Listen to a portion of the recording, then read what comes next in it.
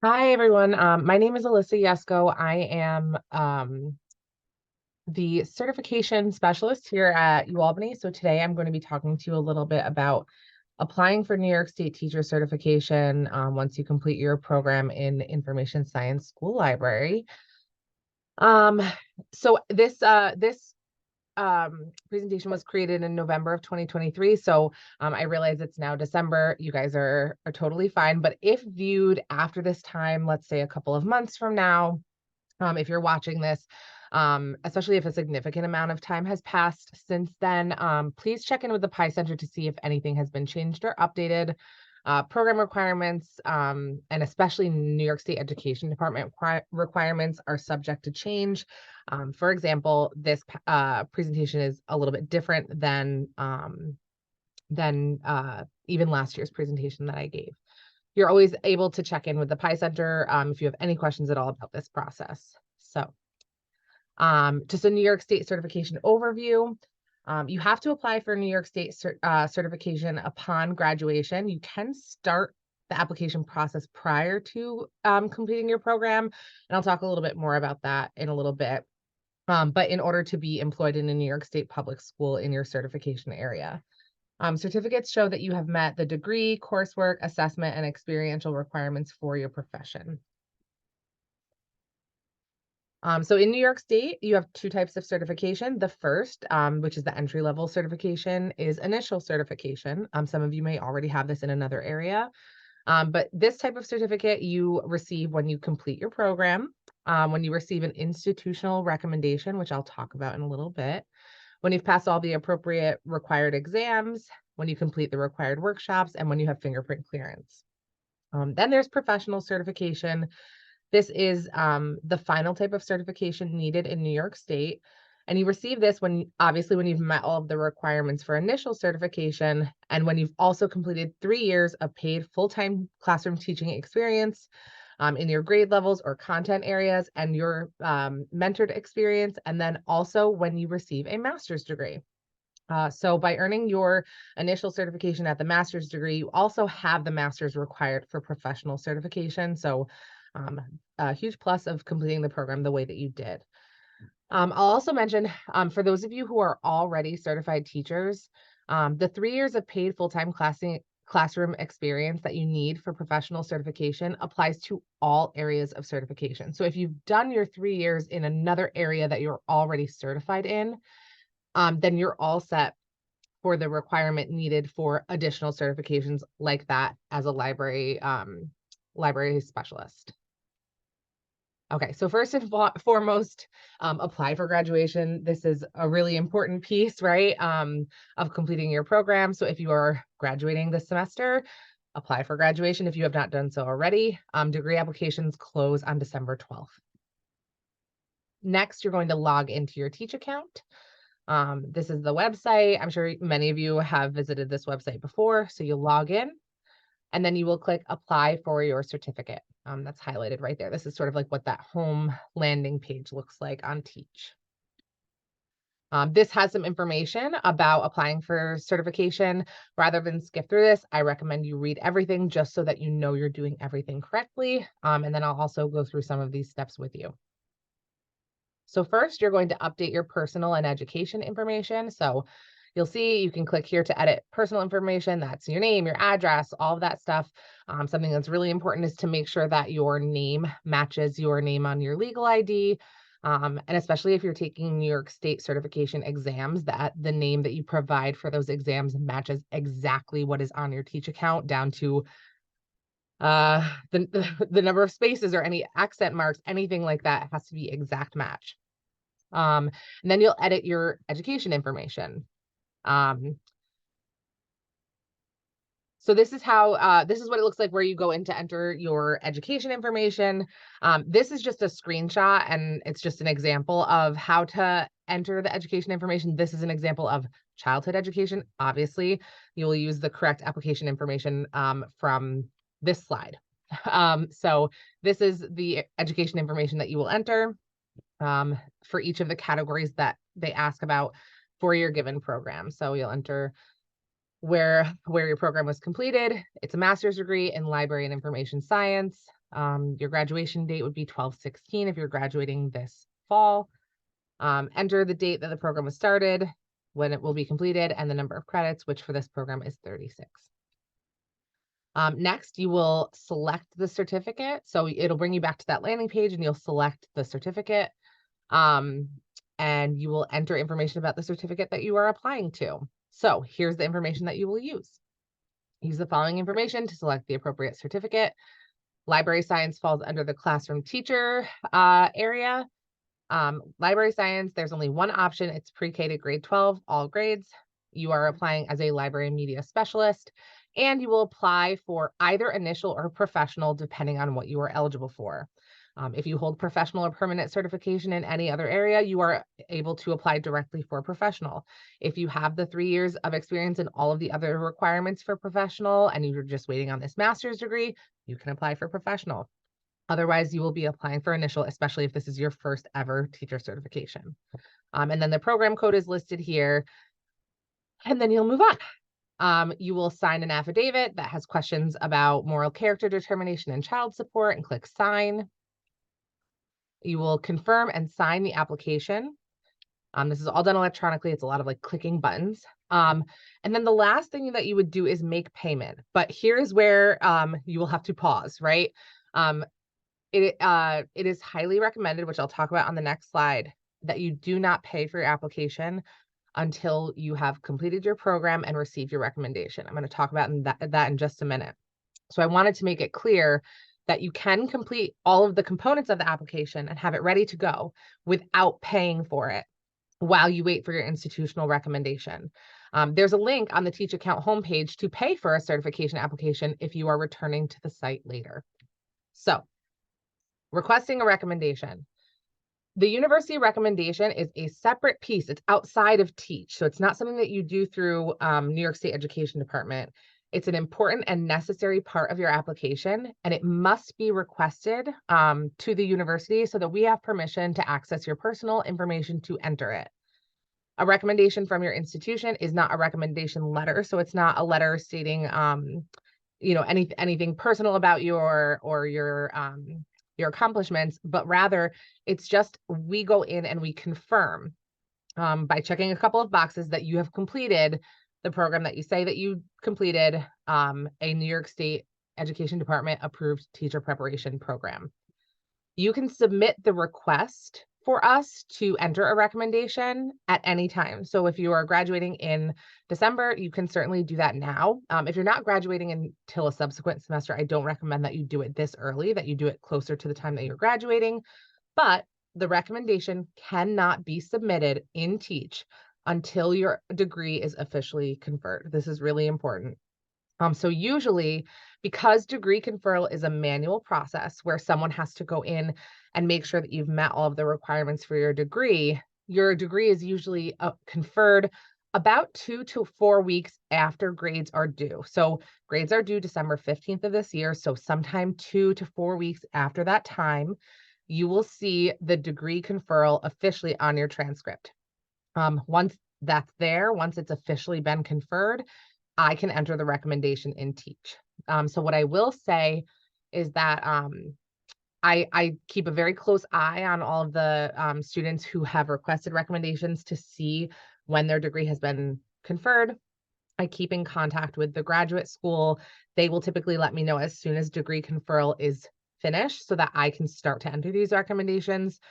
Because I know that a lot of people are waiting on certifications in order to either continue or start a job.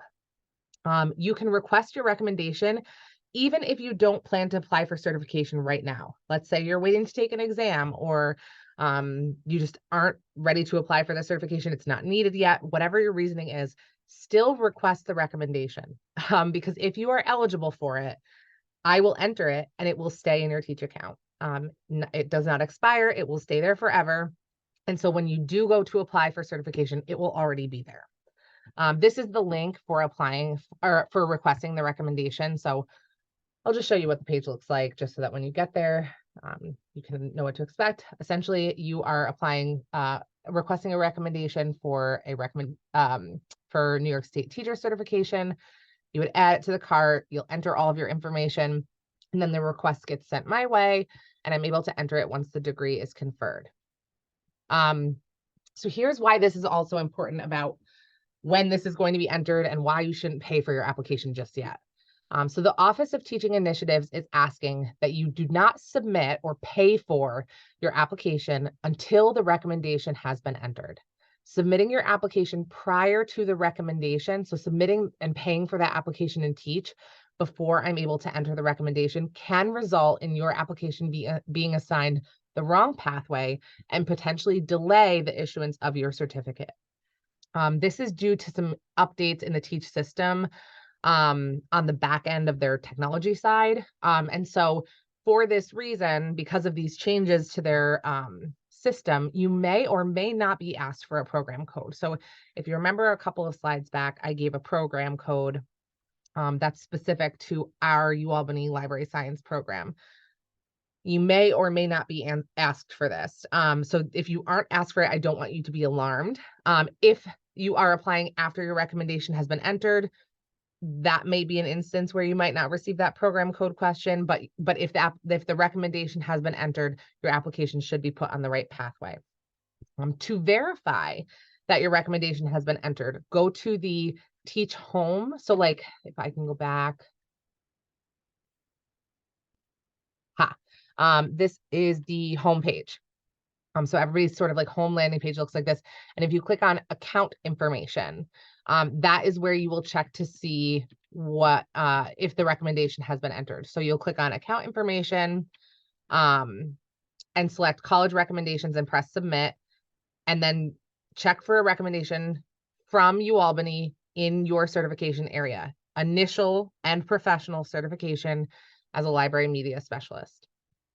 If you are asked for some reason during the application pathway to select a pathway, the only pathway that your application should ever be under is the Approved Teacher Preparation Program pathway, not individual evaluation or certificate progression.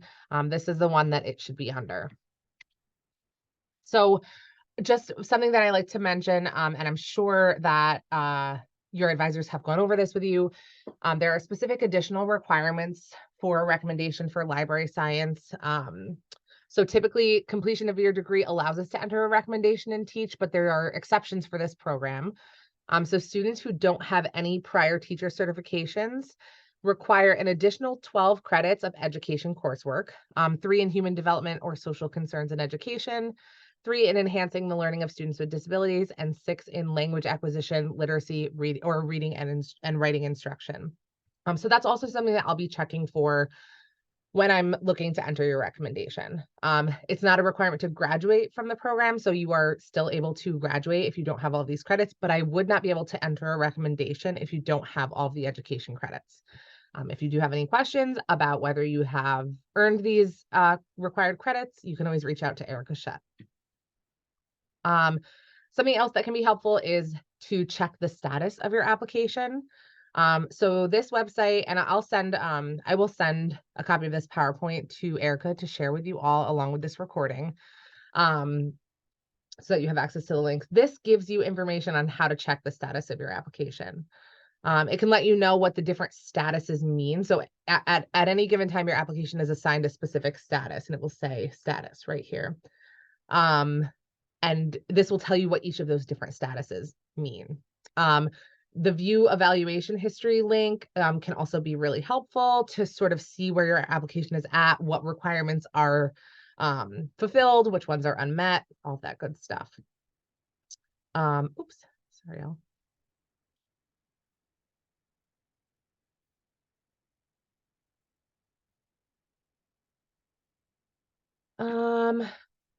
just something that I wanted to cover because sometimes I will get questions on this. What is the best way to get an additional teaching certificate? So once you are already a certified teacher, it can be a lot easier to add a new certification area. However, it is a process that's handled entirely by New York State Education Department, but I do provide guidance on this. So I figured I would just touch upon this now. Just that sort of fits into everything that I've been talking about. So it's easiest to add an additional certificate when you have already obtained certification. So once your certificate has been awarded. So first you would take a look at what the new certification would require using the search certification requirements tool. You would scroll down to the pathway for additional classroom teaching certificate for those who hold a valid certificate, and it will show you the coursework, exams, and any other requirements that you would need to add the new certificate that you desire. If you're interested in pursuing this process, you would submit an application for the new certificate that would prompt a formal evaluation to be done by New York State Education Department.